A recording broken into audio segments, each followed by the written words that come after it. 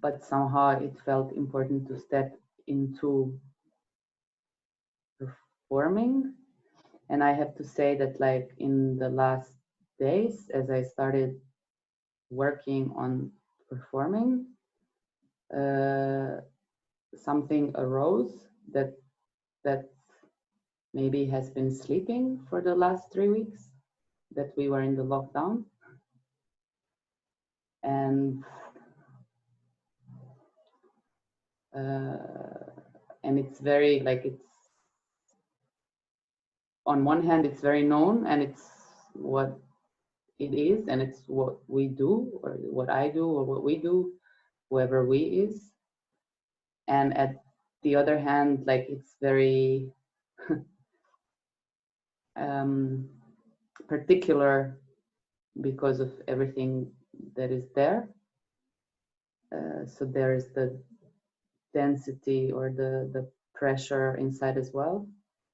And it kind of felt that, like, what I can offer is an attempt to be in that. So that's what I did.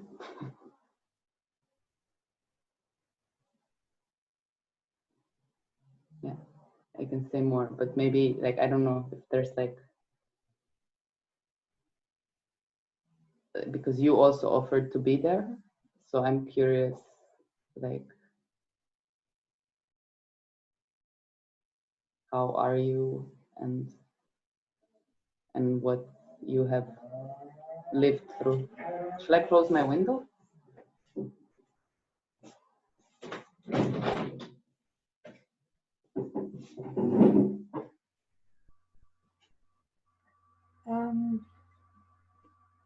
I wanted to ask you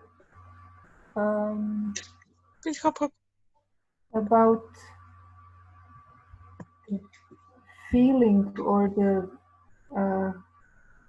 how did you manage to direct your presence between your room and the spaces you were in and the actually camera, or that was like really, I felt it amazingly clean how you directed yourself. You hear me? Yeah. Through the camera, and yeah, I just wonder how did you navigate between for me, because I'm so familiar with the camera. I wondered how did you manage these two presences or faces or medias? I mean, while I was working, I've been asking myself this question. I'm a little bit sick of the sentence I hear over and over again of, like, people being frustrated by the flatness of the screen, and now we are in the screen, and, like, and why cannot we reach each other, and why cannot we touch, and, like,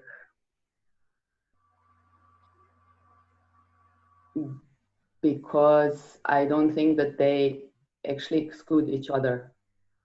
And it's also not, like, the problem we have right now is that our physical space is limited.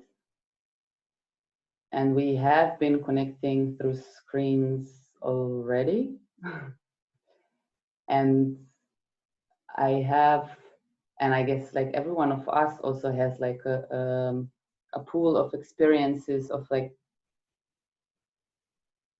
being in their body and in front of the screen, or, like, touching without a real touch. And so, like, I actually think they live together. They live together in an entanglement, but they live together. And that's what I try to work through with my presence. So I work with what I work with usually. I work with the sensation of my body, with the sensation of the space, with the sensation of the image I produce. And then this is something interesting because while working, I also understood like theater also works with the screen and with an image. It's just somewhere else. So then if the screen is here, but that's just part of it, that's just a part of the physical condition I am in. And if I have to hold if I have to hold the theater, if I have to hold the scene, then my hands have to do something else, but that doesn't mean that like I don't feel my hands.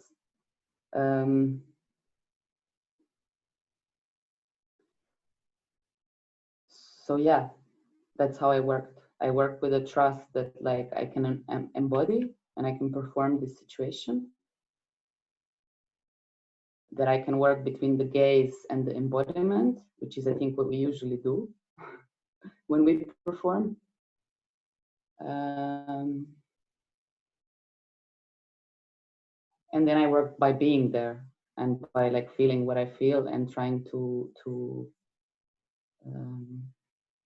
work between the eye and the spine and the feet and the floor and the hand and the sounds and the sensation of your presence watching, which is what I also usually do. I don't know if that answers the question.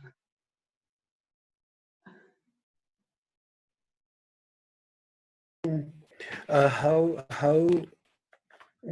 can you hear me? Mm-hmm. Can you hear me? Yes.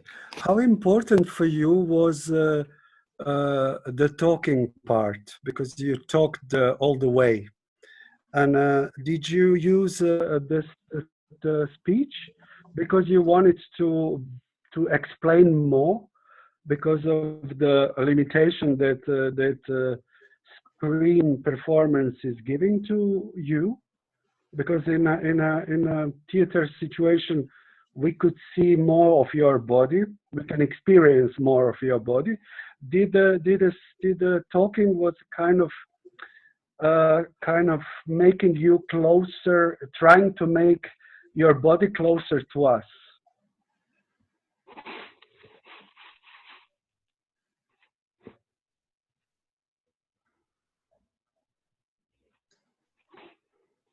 There's something about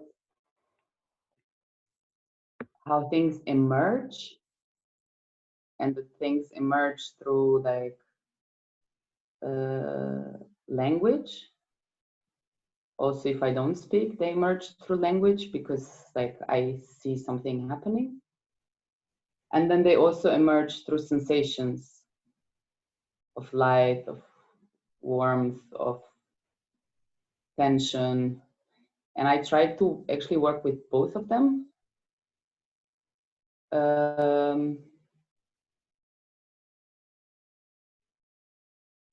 And there's maybe something about the subjecthood of speech. And maybe also something about the fact that I couldn't see your faces.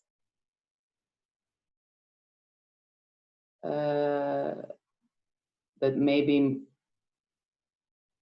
made speech my attempt to connect,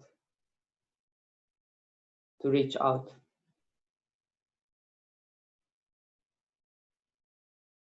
Yes? No?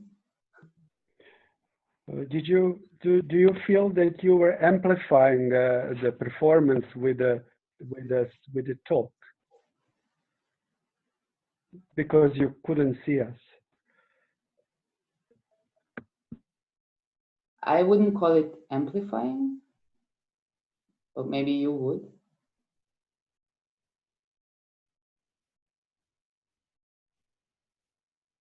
Yeah.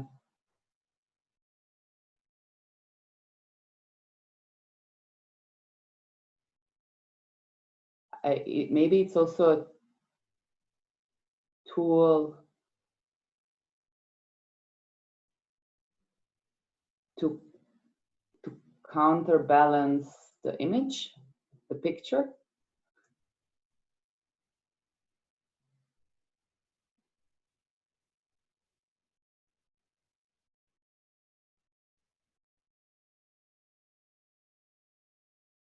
And I also take the speech as a dance. So the speech arises and grooves and empties and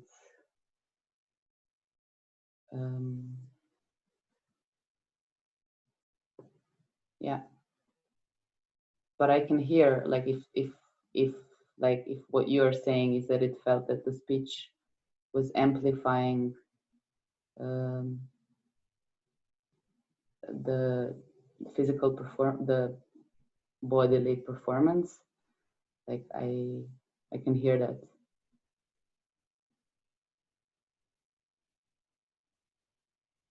Is that what you're saying? No, I'm just wondering because I was very caught up with what you were talking, and sometimes what you were talking was so interesting and so intimate, so coming from inside that almost like the body went in the beat of second, body went into the image in a way, but sometimes it was overlapping, yeah.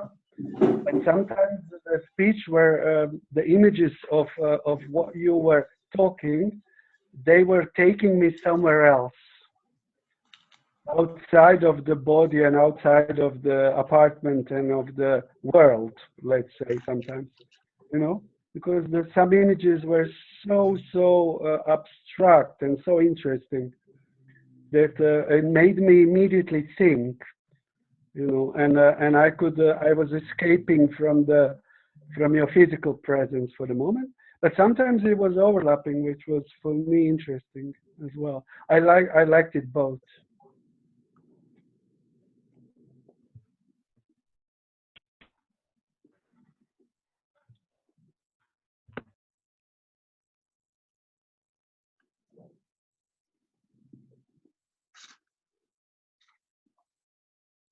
I mean, what comes to my mind as to when Jacques mentioned that, it actually crossed my mind, although I don't want to continue comparing this new format to the formats that we're usually used to.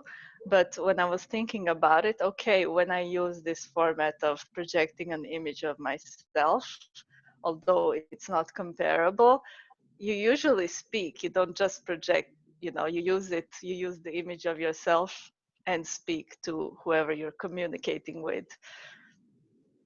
It's just something that crossed my mind. So it's like, okay, so if you take that out, something else. But if you take all of it out and put it back in, okay, it's an image. Okay, I'm putting in voice. It's kind of like away from what it was originally, perhaps.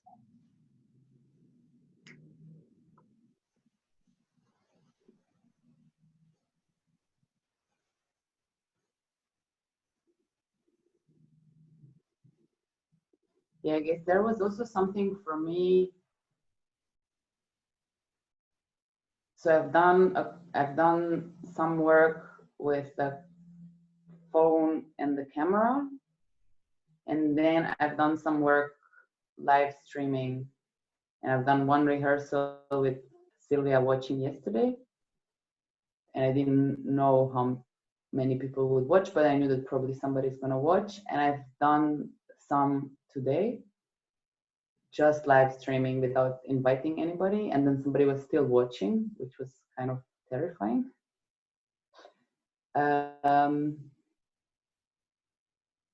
And it is different.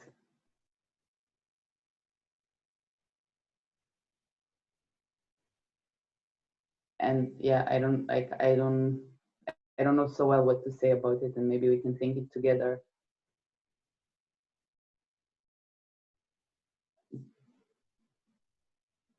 but it's different.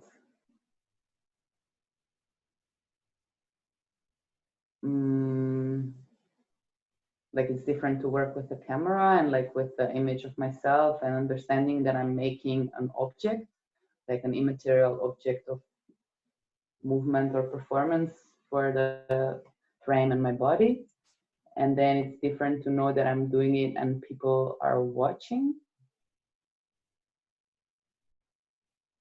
And it's funny because like on my screen, like I cannot see if there are any viewers while doing. So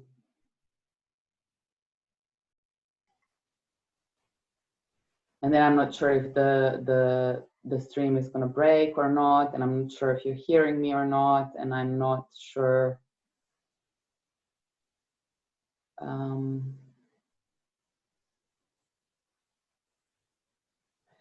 And it was very, like for me, like what the beginning and an end are, because these are the places where I'm mostly, like I kind of feel it's a bridge from where you were to like, to being with me, if you have chosen to be with me. And I don't know if you have chosen to be with me because I don't see, but I lay upon the trust that somebody has chose to be with me. And then I speak into that. And that's probably why I spoke like from the beginning. And that's a little bit of like, Tara, what you said about, yeah, that's like how we usually communicate through that medium.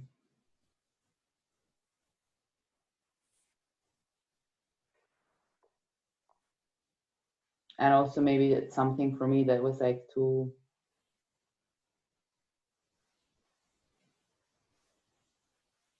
and I don't know, it's an open question because like it's the beginning of like my discovery and maybe also our discovery of like what happens in it. But like I felt that like only being busy with like my body and the image is like objectifying.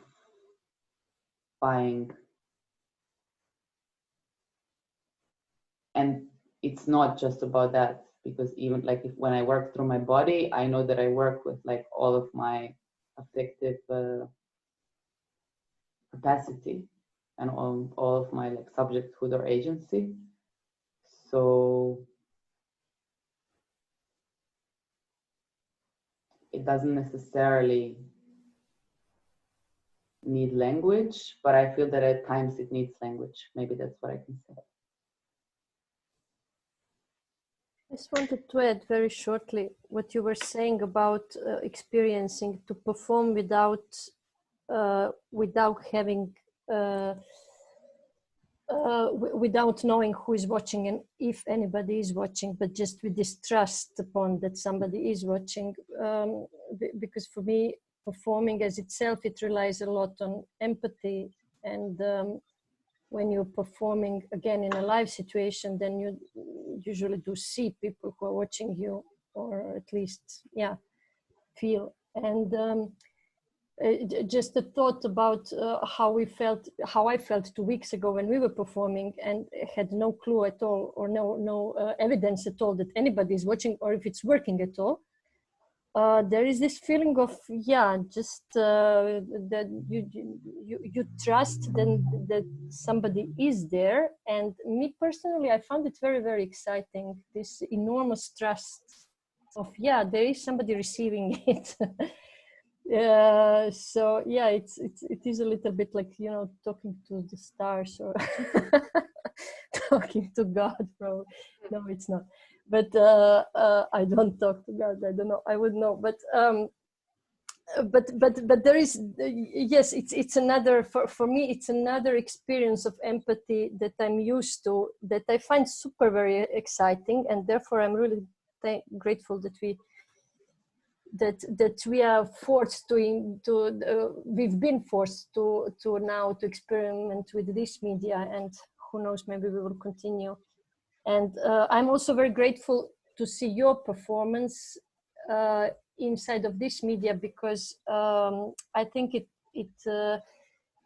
because as I said before, I know your practice, your performing practice, and I know how you work with touch. I know how you work with embodiment, how you work with objectivity, how you work with, I know the sensations. I don't know, I mean, I never, yeah, I wouldn't analyze it and theoretically, but I know how it feels, and to watch you performing and to witness you performing. And now while adding the device where you manipulate also my gaze, and when you manipulate the proximity of it, it really, it became richer in a way.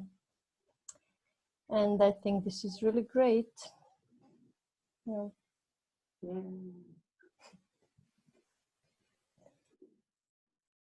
It was also interesting to be with you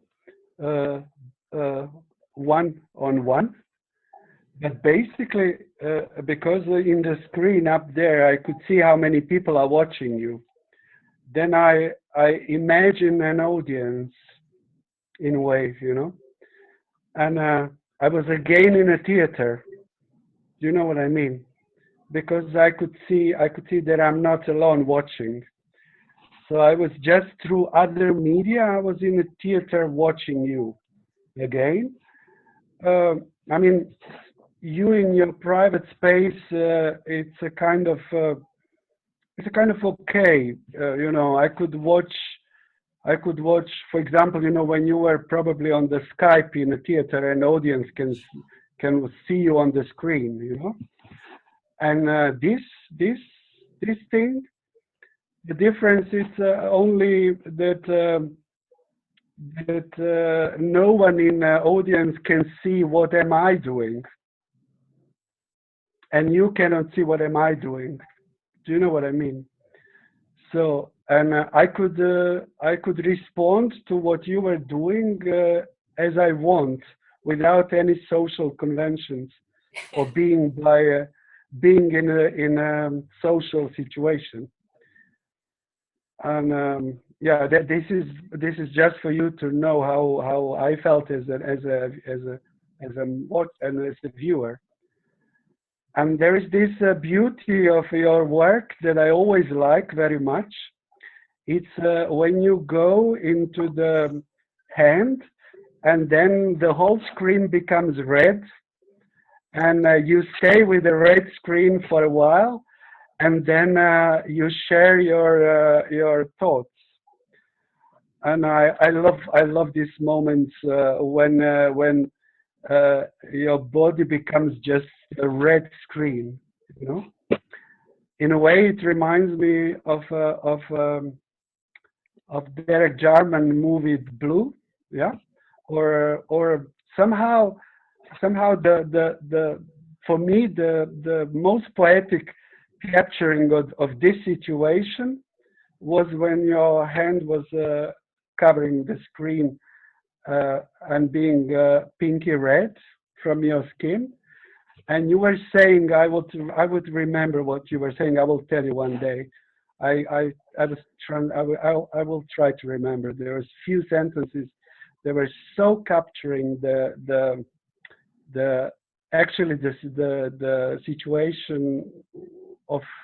They were capturing the essence of what you were doing.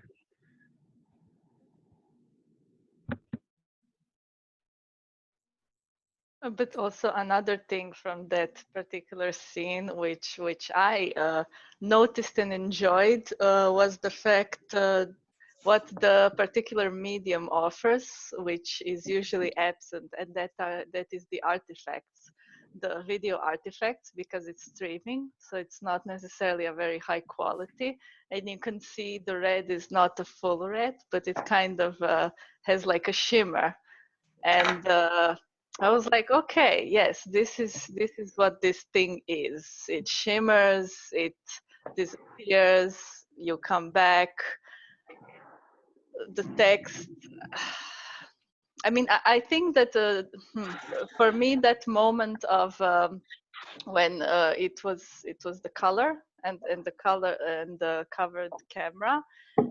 For me, it did have textual or auditive equivalent within the piece at some point. I wouldn't be able to pinpoint at what point, but going back to the thoughts regarding the visual and the talking, at some point the talking for me became more important than the visual, and I was kind of like, my gaze, I mean, I didn't close my eyes, but my gaze kind of spooled over, and I was just like hearing the words.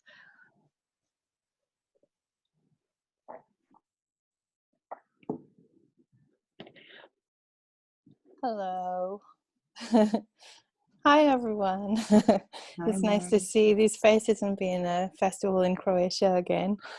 I'm really happy to see you. So I'm still busy a bit with the thoughts that I had from the last. I came to the conversation you had a week ago, and I didn't say anything, but I've been very busy with what I was thinking about, and so maybe it's like a half-formed thought. But Sonja, I found it really fascinating, and I was surprised how fascinated I was. I haven't, watched so many online streaming performances of improvisation before, so I didn't know that it would really capture my attention like it did. And really touching also how close it was. This empathy that you're talking about, Sylvia, it felt so fragile. There was a moment when it was buffering, and it was for me like existential, like, no, I lost contact, it was really like, but what I'm busy with from the last conversation, the talk about the Zoom grid, and then the teacher who was talking about improvisation practice online, I was thinking there's something happening where normally we gather, and the center is the place where we gather. And I don't know how many times I've been told to leave my personal things behind. Forget your day, drop your day, forget the stress that you came with, or what happened on the way here, and now we're here. And something's happening where the center moved to the edges. And so everybody's in their own center. I can see into your domestic spaces, and you can see into mine. And so suddenly this part that I'm told to leave behind or filter out, but maybe if I'm a special performer, you can sort of see something about it anyways when I'm in the dance studio or the theater, but it's not there. And there was a moment when you were saying these spaces are not useless. These are not useless spaces. And this was really touching me on this same point, that somehow this domestic space that supposedly doesn't matter in relation to my performance or my artwork is now the center. And I find it super confusing, but also kind of exciting. Yeah. That's as much as I can make it into a coherent thought for now.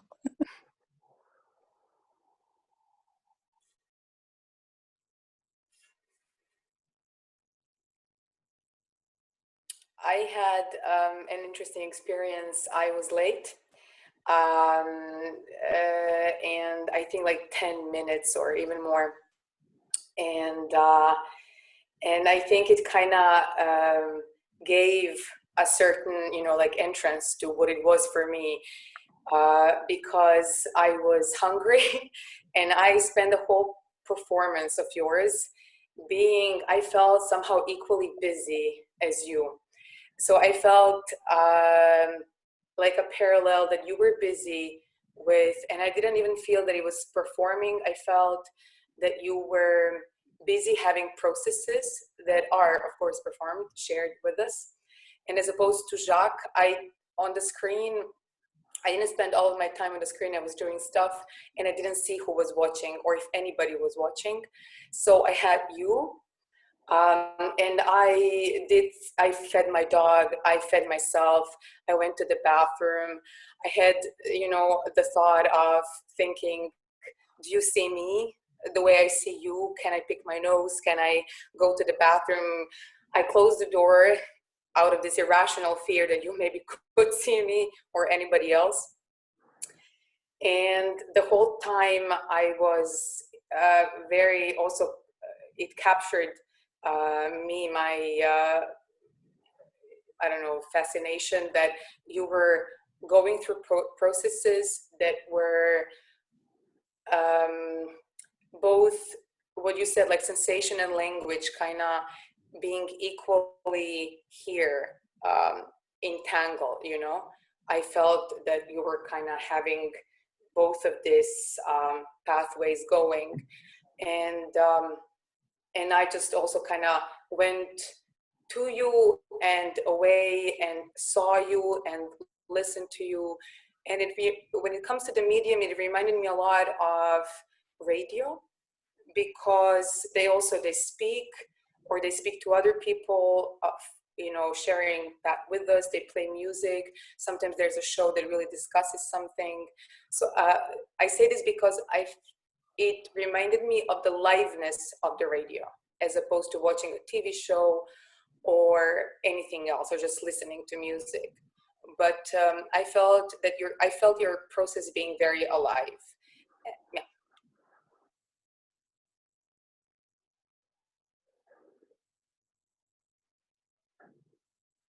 Yeah, it's interesting what you say about the radio and like why.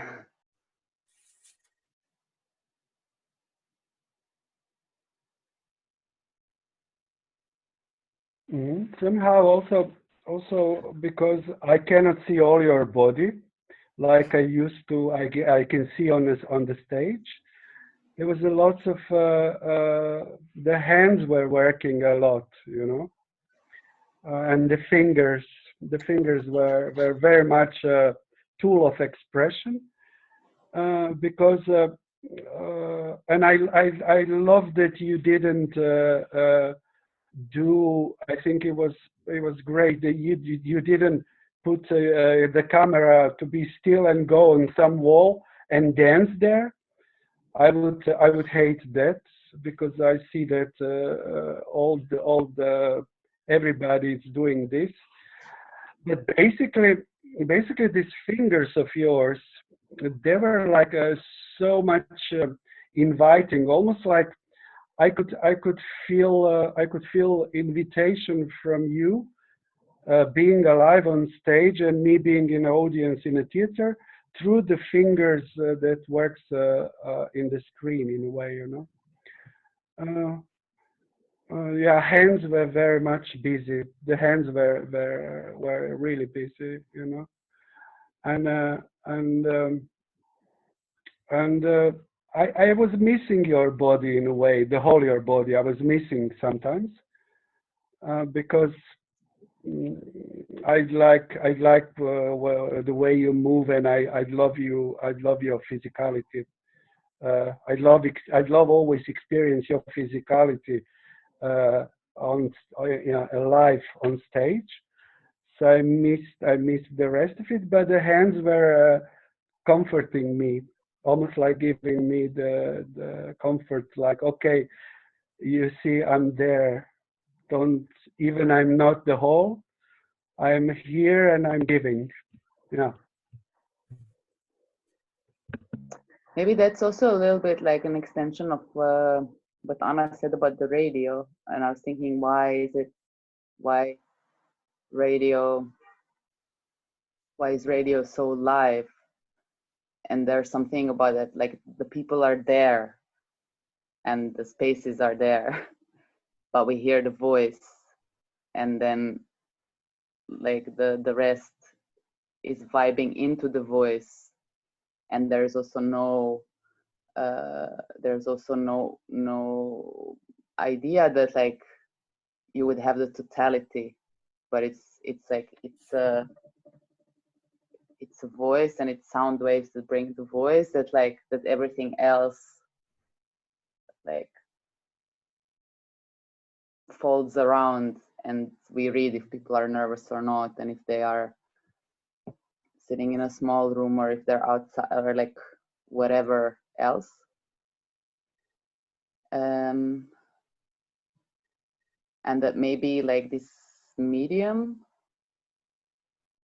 and also the way of embodying it, so of like really holding it with the body, which is also like, it has been my fascination for 7 years, I think now, of like that the camera is not a camera, the camera is a device held by someone, or at least placed by someone, like another body or another idea of a body, or like which height is it placed, or somebody's holding the camera. So like I have been curious in the embodiment of the camera for a while now, and this now is a place where like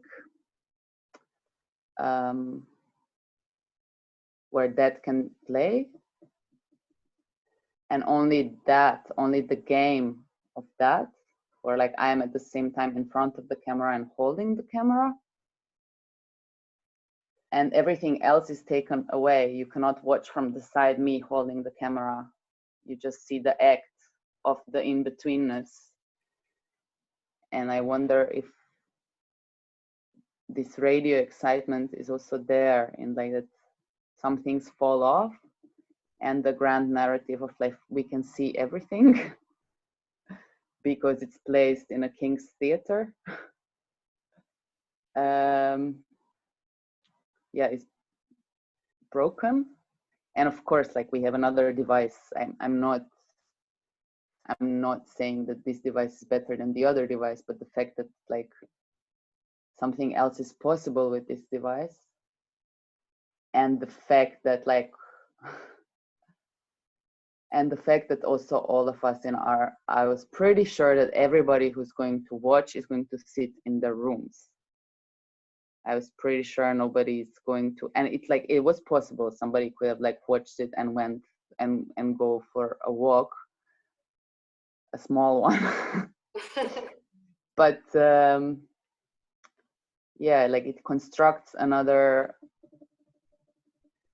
grid or fold. I would maybe prefer a word, fold, to work with. And that, yeah, maybe the fragility of this fold,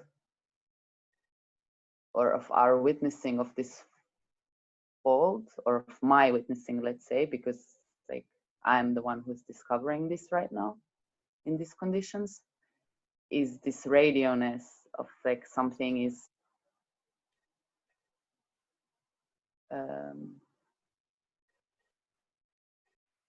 something is not there, something we're used to take for granted is not there, and therefore it's presencing or emerging in another way. It feels related to me to this sort of edges, you know. So if the gathering in the theater has like split to the edges, it's also like the gathering of your body as a center that I can look at is split to the edges of what you can perceive around you. And so again, I'm sort of excited but disturbed, because I can imagine that you're behind that, or I can see that you're seeing that, but I can't see you. Yeah, it seems like another kind of exit to the edges.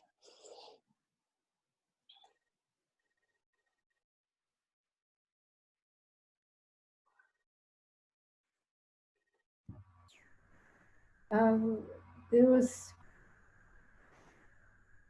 for me, one, but actually, actually, when I was watching first time Kik Melona performance, I was really freaked out by whole situation, and I felt totally unprepared and confused when it started.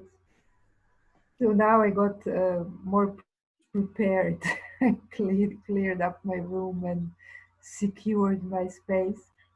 But at one point, I felt that I should go, that I should take my computer and start walking around, because I felt strange that I was like sitting as in a cinema or in a or any resemblance to a theater situation or cinema situation, which is not.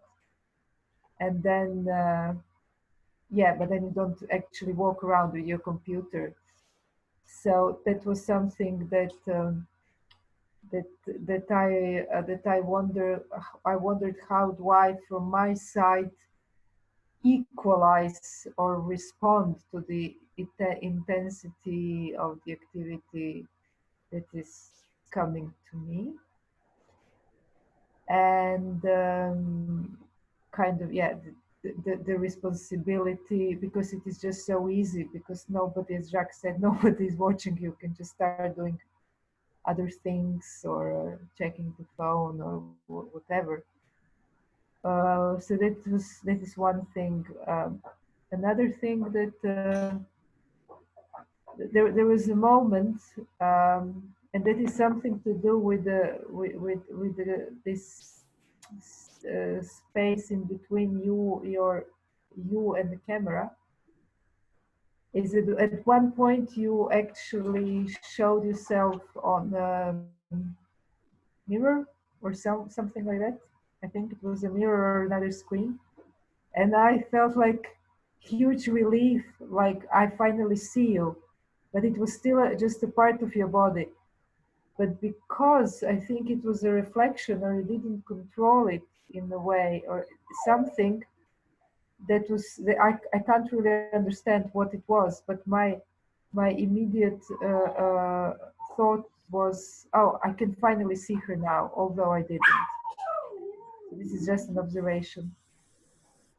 But I have a question, and that is, how did you prepare the space for the performance? Did you, because now this is the space that you work and this and that, and as you said, there are so many remnants. It's inhabited with so many memories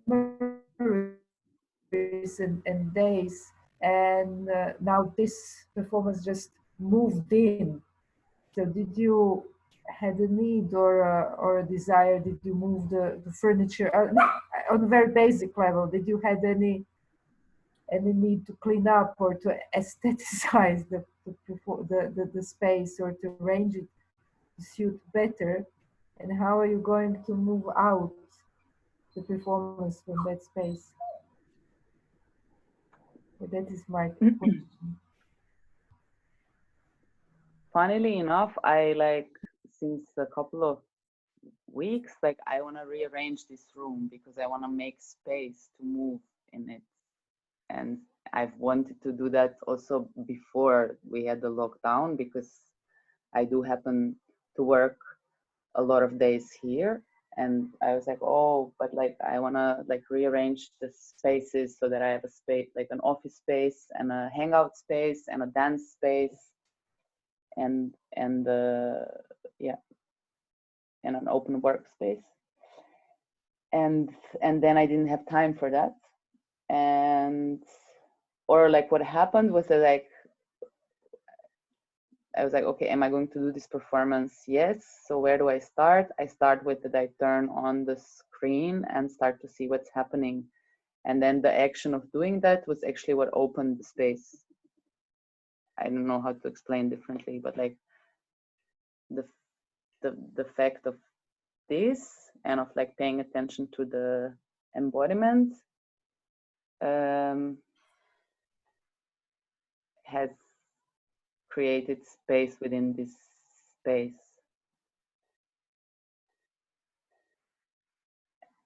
And also made me discover this space as a space of performance. And I was surprised by how fast it happened. It happened the first time I turned on the camera, the space was there. And I was and it was so exciting because I was where's this space? Oh, it's here. It's here in between the shelves, but no, it's in my back, and then I can step further back, and then I bump into a couch, and then what does the couch propose? And then the couch. So I actually haven't changed the space.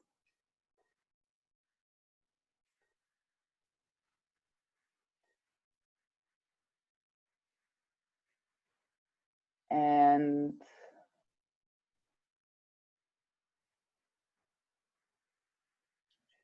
yeah, and then today I had like some trouble actually, because I was starting to get nervous about performing, and also because it's so unknown, I got very nervous, like more nervous than I get usually before a performance. And then I vacuum cleaned. But I was busy with like what to do with that, like how do I cultivate the relationship to this space, and does this space need to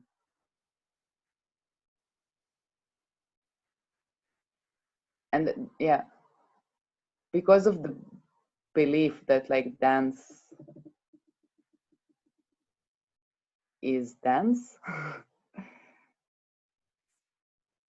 and yeah, so then it happens when it happens, and it's not related to what kind of space there is.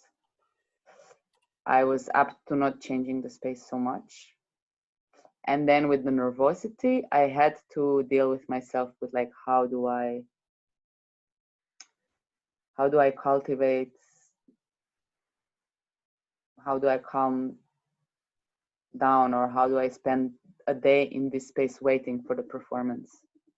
So I vacuum cleaned more to like,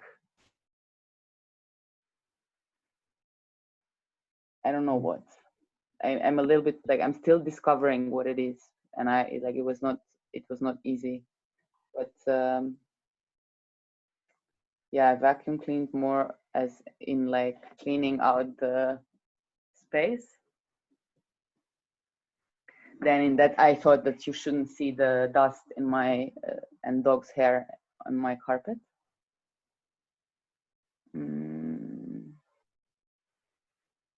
Yeah, and the way out of the performance, I think, is this talk, because by now this room, and I'm still in the same room, this room is another room, and I'm also grateful, because otherwise when I stop, it's a bit like it takes me a while to calm down.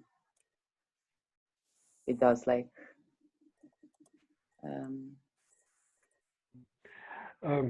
I have also a question for you. How the filming yourself, how that affect the material that you performed? Because you were directing yourself and you were also filming yourself. How that was affecting what you were doing?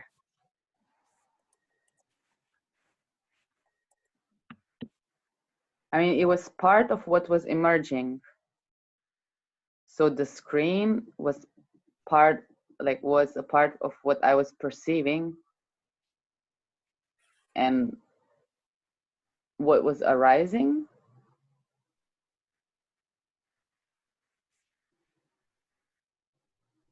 And a part of my connection to you, because I knew that like the screen and what I'm seeing in the screen is what you are seeing. But I also knew that like the rest of the room is there for me, and somehow then it's also there for you, as the rest of your room is there for you, and somehow it is there for me because I know you are not like just eyes, but you are like. I'm wondering more, who triggered who? Camera triggered your performance, or you filmed your performance? Do you know what I mean? Yeah, I know what you mean, but like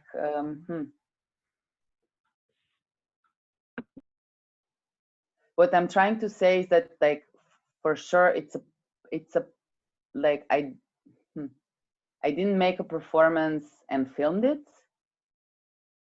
Filming was part of this performance, but the knowledge that I'm filming was next to the knowledge that I'm moving in my room, and the what I saw on the screen I also like was part of what I saw, and I saw also other things around the screen, and I tried to feel that. I tried to sometimes feel the screen, and I tried to sometimes like feel the rest of my body holding this screen, or the outside landscape standing out, like around me, standing around this screen. So yes, like the whole thing was triggered by pushing record button, and if I had made a choice to darken the screen and not to see it, it would be a very different performance, because I could have done that as well. So I did choose to work with that I see the screen, so I partly direct through seeing the screen that you see. But I didn't try to be all the time only busy with what do you see or what do I see in the screen. Because in a way it's a unique situation of somebody who is doing art piece. For example, I was thinking about how would I film myself and also acting, you know, and how would I do the whole film. Do you know what I mean? It's like it's a bit of also it's a bit interesting, you know, like I haven't seen it much of the people who could film it, direct it, and perform it. They own themselves in a way, and it's a quite interesting what would happen if I would try to film it and direct it myself in a way of that I write a script about it as well, you know, maybe. I mean, I have to say that this is how I feel about dancing all the time.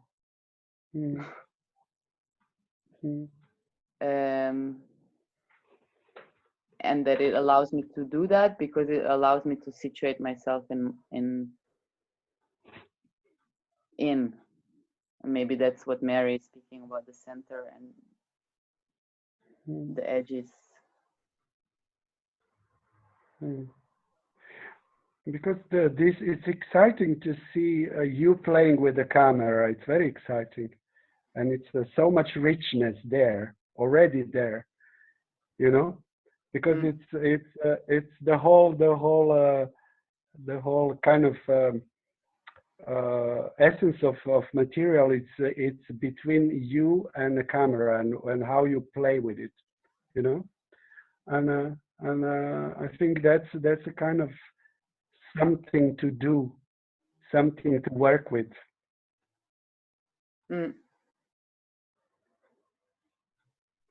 Well, I think what I'm trying to say is that, like, I think there's a part of surrender in dancing, in the fact that I cannot be elsewhere, but like in my body, and yet I know that like I'm in a space and in front of people and in contingency of the world as it's happening, and that like the way I feel my dancing or the way that I dance my dancing is to know that and to surrender to it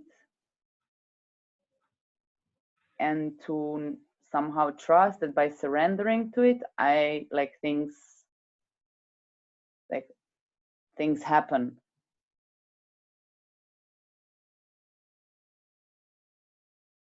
I don't know how to better describe it, although I'm trying to like find words for it my whole life. But so by this, yeah, so the like things entanglement is happening, and I don't need to hold all the points to be in relation to. And if I work with that, I do my, like, I do what I do. And because I do that, and because my body has this shape, and because I have this thought, and like and materials have their textures and their properties, and people have their subjectivities, then like things get entangled. And my best way to navigate through that is to be part of it. And my discovery and trust is that that's how things arise.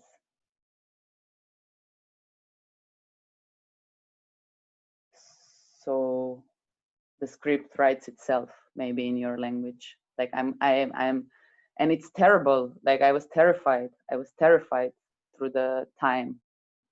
But the score is that that's the time, and then I'm there, and then the script writes itself. When you say the script writes itself, what do you think? How much percent the camera wrote the script, and how much percent you as a performer wrote the script? I mean, metaphorically, the script. Yeah. Something that you improvised, you know, if you can recall back, or if you can just hypothetically think about it.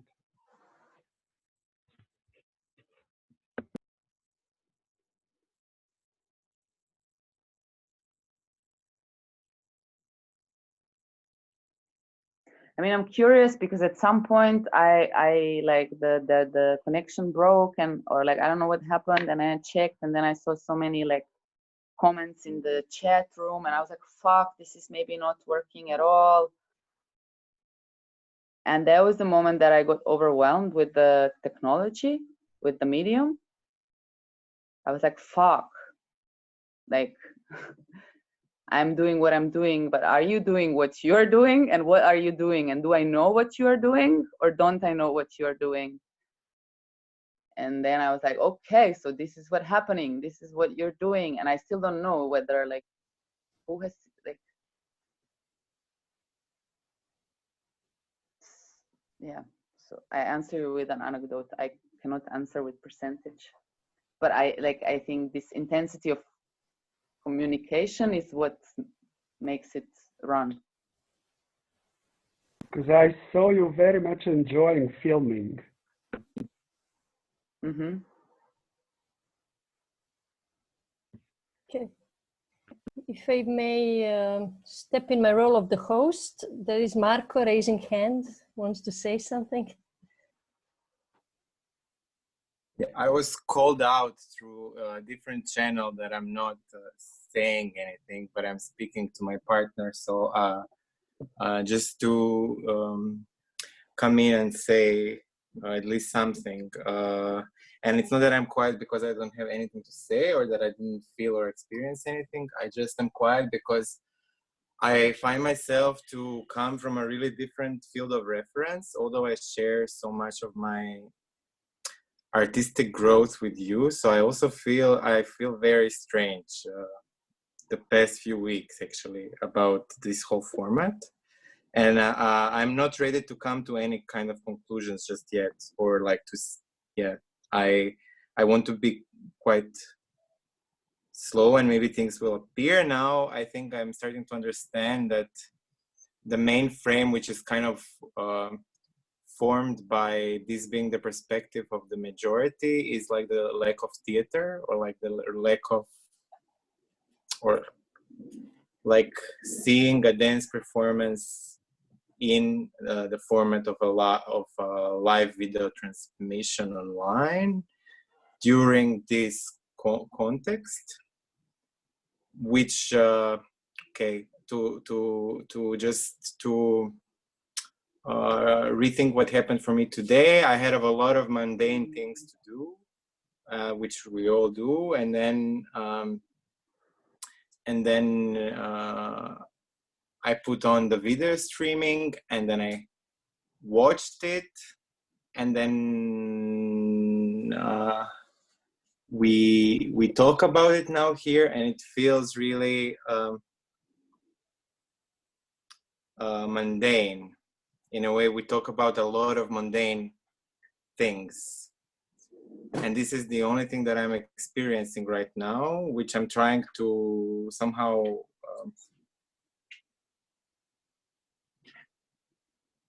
reflect in the same time. Like, what are all these, and why does this feel mundane to me? Like, why do I feel like I have a lack, like I don't feel such a disruption in order to read this as unconventional. This is like, from my frame of reference, this is everything that I like, that I can point out.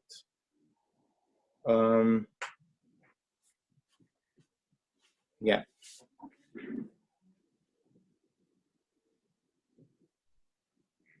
And actually, I did have a question before, like really before, when we almost started, but then things came up, and Jacques did say something like,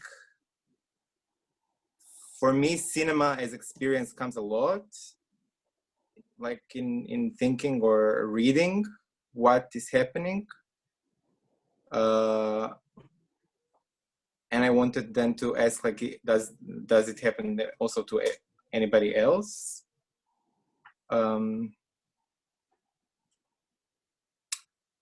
Or are you constantly like, are you reading it through this lack, or like, what is there? Because for me, this is not at all present. So that's why I would be interested if, like, is this like now when you're trying to talk about it, like to reflect on the experience, does it come, this lack, or is it present through watching?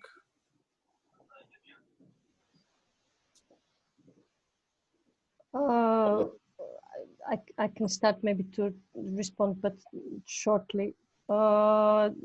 There is a reflection of a lack while watching, just because there is more than 20 years of experience watching it otherwise, with this, but you know, like in relation me watching Sonja. If I would watch your performance, probably it would be different, because I know it is basically your medium as well as live performing. And this whole project actually started out from a lack, from being deprived of being able to perform in a venue, in among other people together.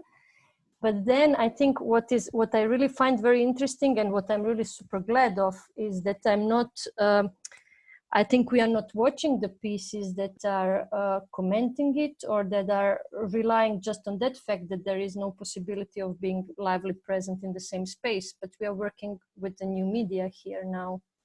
I think this is what we did 2 weeks ago, and this is, I think, what we've seen also today. So when I start to talk about lacking the possibility, or longing, or my longing to be together with Sonja now, particularly in the same space, it comes out from the previous experience, not from the fact, not from the situation that I'm experiencing now, and the way how I'm watching her performance now, because I think her performance is forming the media that is inside, that is using. So she's using the device, the video device, as extended choreography device. So what she's producing is a live stream performance. She's not producing a surrogate of a live performance that I would watch in MSO. If this answers your question. And as I said before, I'm really glad for the opportunity also, in a way.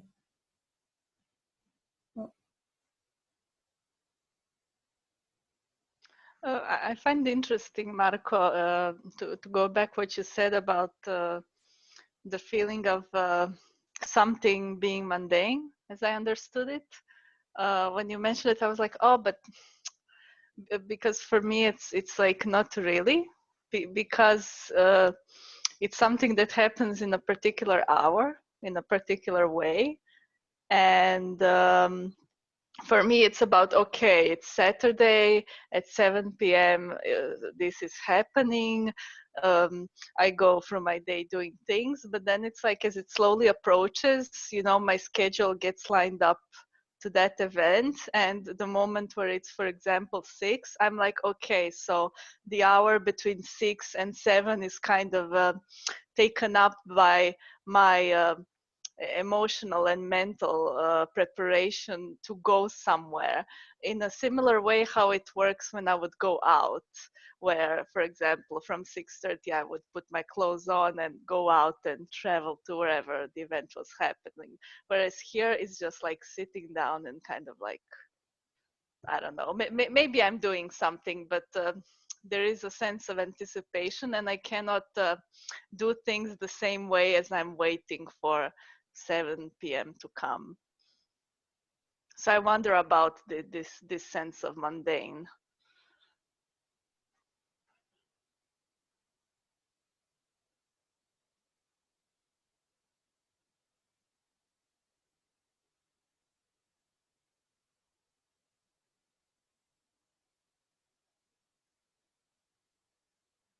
Can I say something? Hello? Yes, sure, we hear you. We hear you, yes, please. Please. For me, was, for example, interesting, like you're speaking. I think that with this speaking, that you somehow create something, I don't know, strange or strong, like both. But interesting for me was, for example, your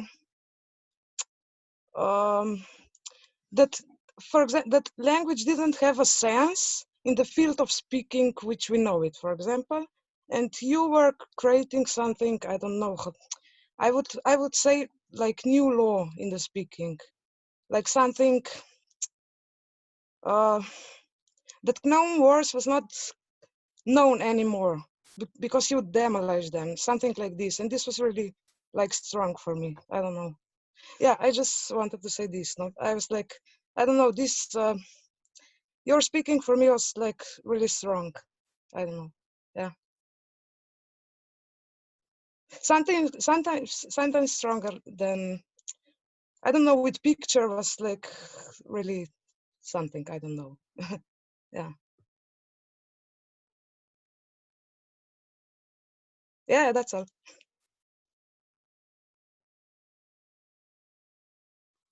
For me, your picture was really great, especially in the beginning when it looked like you were running through your apartment.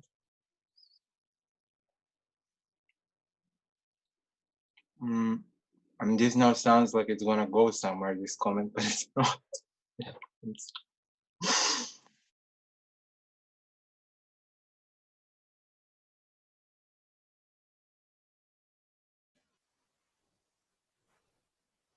Ifang, do you want to share something maybe? We didn't hear you today. Yeah, I wrote something down, but very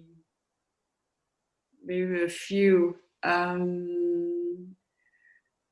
I really appreciate your spontaneously, Sonja.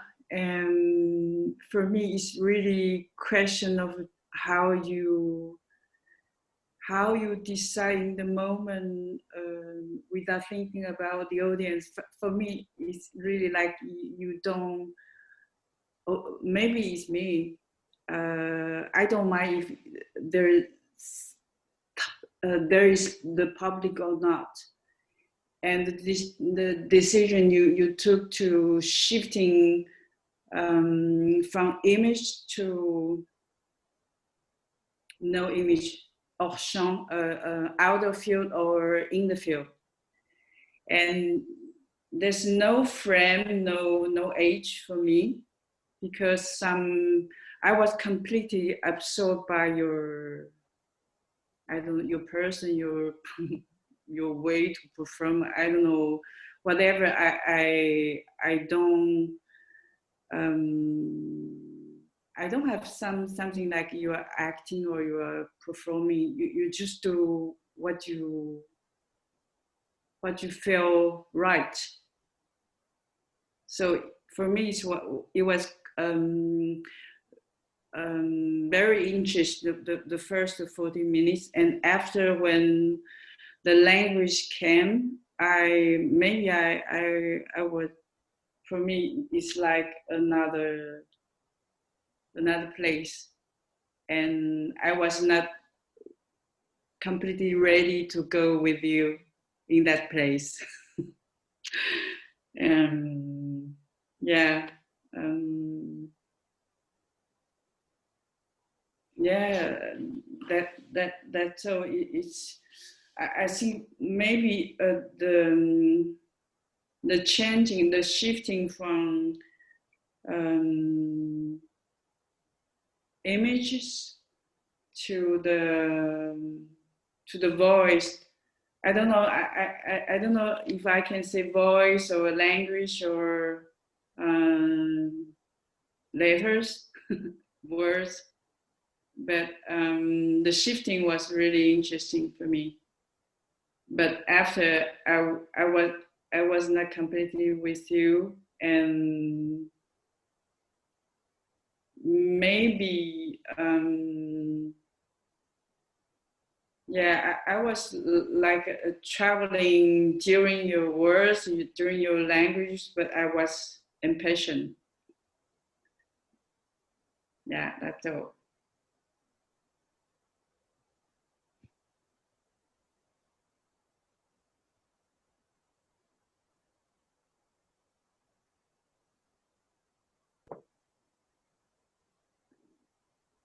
Thank you, people.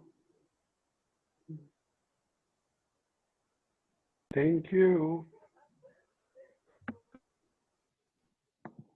I found this an exciting conversation. Like to find out what it is that we're doing. And I don't know, I wonder,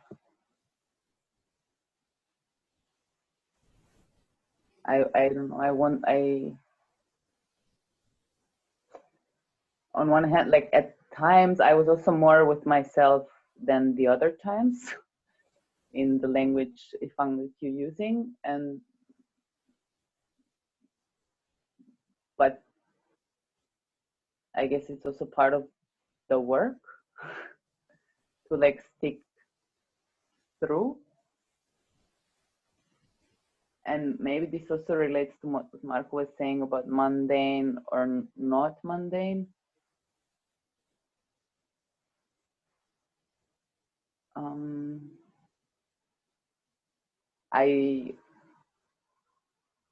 I oftentimes feel like everything I do is mundane. Like I put my arms up and down, and I go in front of people and I do something and they look at me, and like on one hand there's the mundaneness of that, and when I went to walk the dog like an hour before performing, I was really, also because I was stressed, I was confronted with like mundanity of that. I also understand that the ridge in between is different because you're at home, and like what the liminal space that you pass through to enter is like a click on the screen, which is usually how we do other things, which are also mundane. But there's nothing mundane about mundane. Maybe, or what's at stake. That's also like what's at stake and for whom.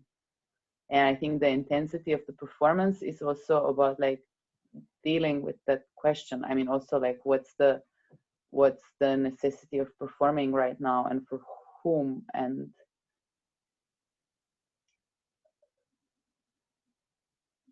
why. And yeah, so what am I saying? That there's a certain friction or pressure around it, and that like my way to answer to it is to like stick to it and to perform it. And this is what I do, and this is what I do now, and this is what I did, and this is what I will do. And this is how I struggle, like back to what Mary said, this is like how I struggle through my daily life. And so this is what I bring with me to my performance.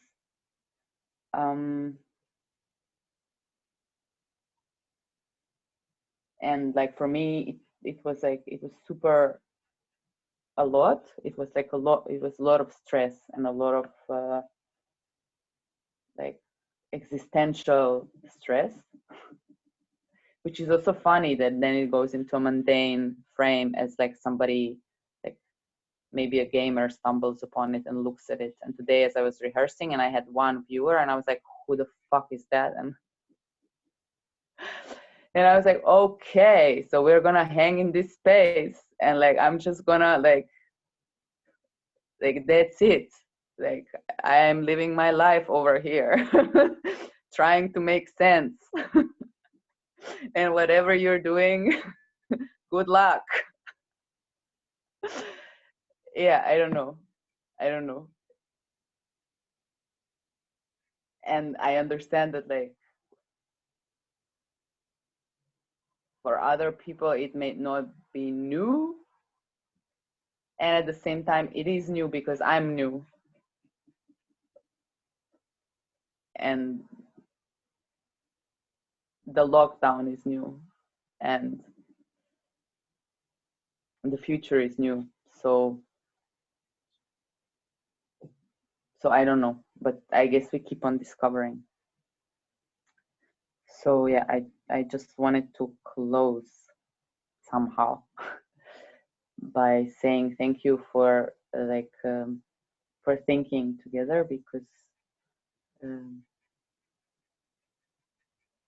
I found it very exciting to hear and to think. And thank you for watching, and thank you for investing like your 2.5 hours. I mean, you invested in us as well. Thank you as well. So let's keep discovering. Yes, I agree with Marco. We don't know where this is going and what this is, and I love it.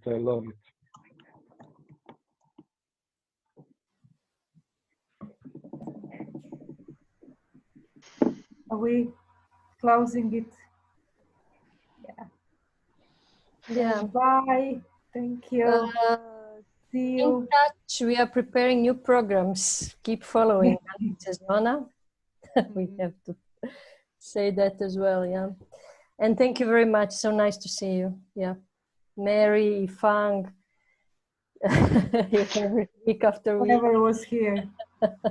Whoever was here, yes, thank you very much. I think it means, I mean, I can speak for myself and for the crew, it means a lot, really, to discover it together, as we were saying. Yeah. Okay. Host is ending the meeting. Ciao. Ciao. Ciao.